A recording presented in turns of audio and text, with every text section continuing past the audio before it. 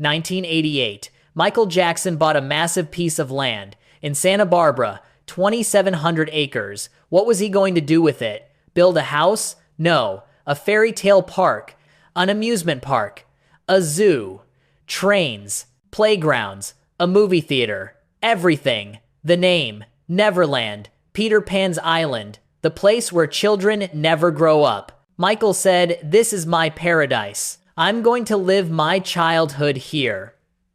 Don't forget to subscribe to our channel and turn on notifications, because this is the story of a fairy tale park's dark secrets, a man searching for his childhood and never wanting to grow up. But why was Michael searching for his childhood? Because he never had one. He was on stage at 5, a superstar at 10, a global phenomenon at 20, but he was never a child. His father didn't allow it.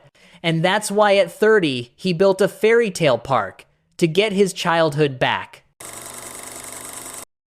Michael Joseph Jackson was born on August 29, 1958, in Gary, Indiana, in a small house, in a crowded family, 9 children. His father, Joe Jackson, worked at a steel mill. His mother, Catherine, was a housewife. They were poor.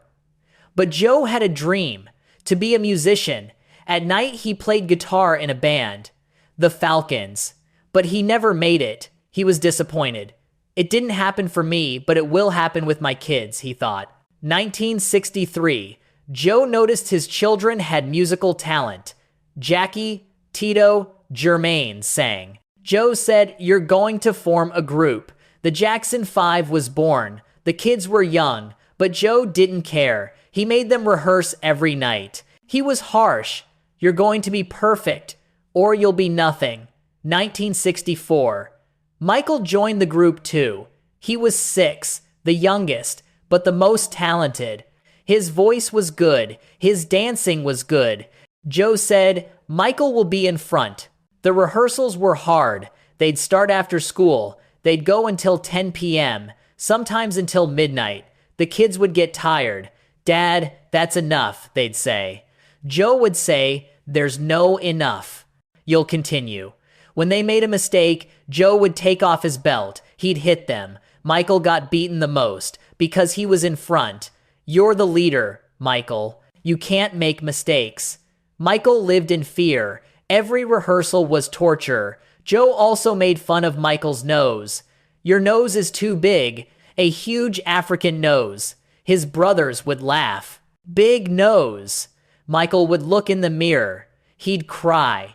He hated his nose. Michael would look out the window, watch other children. They'd play in the park, ride bikes, laugh. Michael would think, "I wish I could be like them." But he couldn't, because Joe wouldn't let him. "You won't play, you'll work." Michael's childhood was being stolen every day, every night. And this stolen childhood would kill him 50 years later. 1969, the Jackson 5 signed with Motown Records. Their first single, "I Want You Back," went to number 1. Michael was 11. He was a superstar. Then ABC, "The Love You Save," "I'll Be There," all number 1. The Jackson 5 was a phenomenon. Concerts, TV shows, everywhere. But Michael was still a child. He was tired.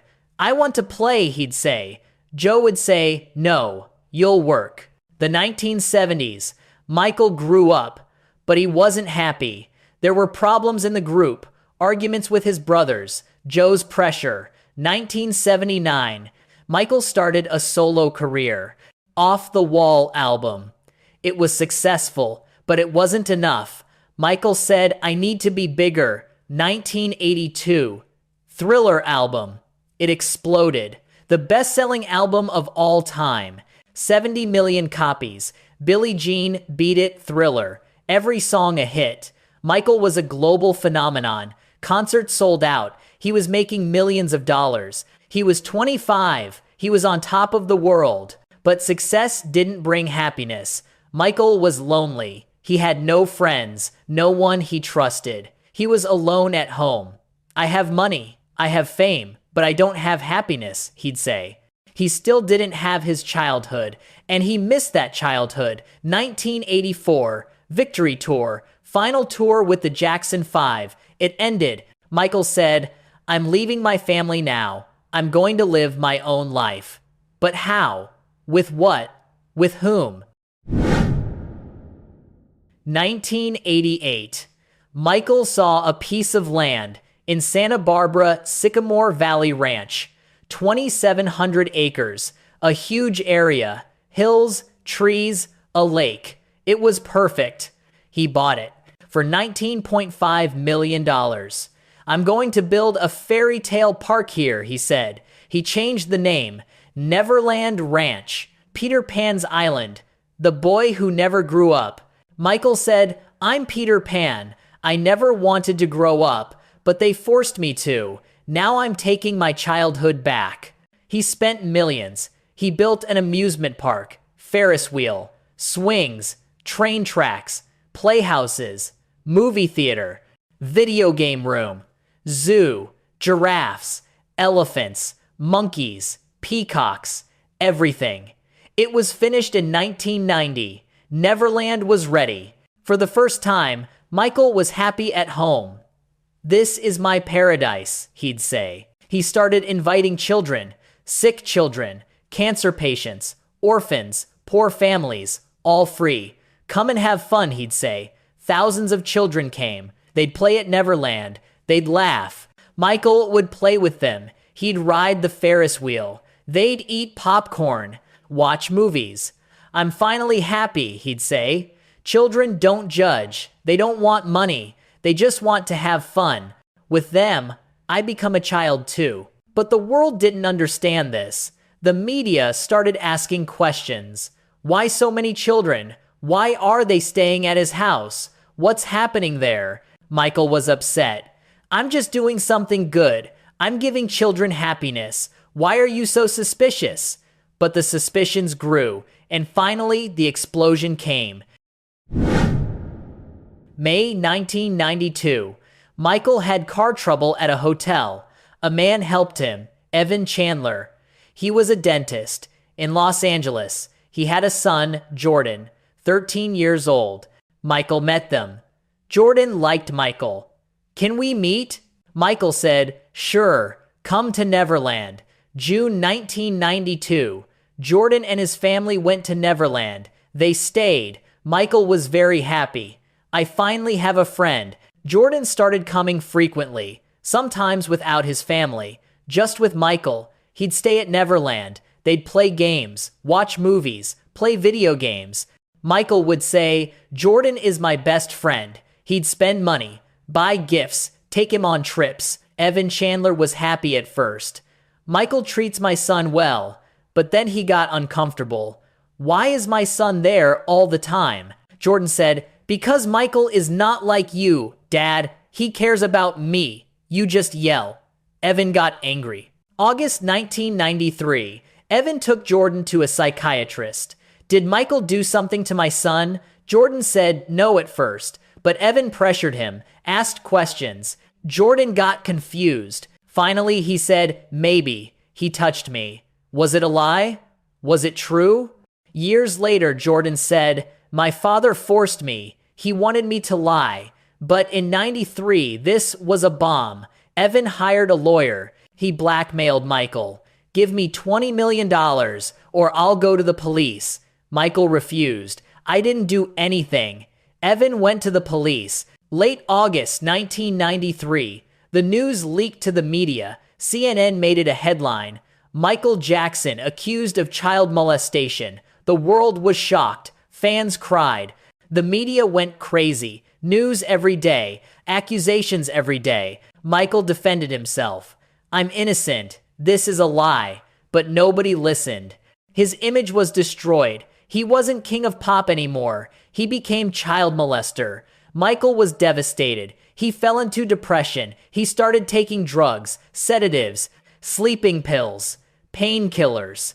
January 1994. The case was settled before going to court. Michael made a deal. He paid $23 million. "Why are you paying if you're innocent?" they asked. His lawyer said, because the trial will last years, Michael's career will end. A settlement is better.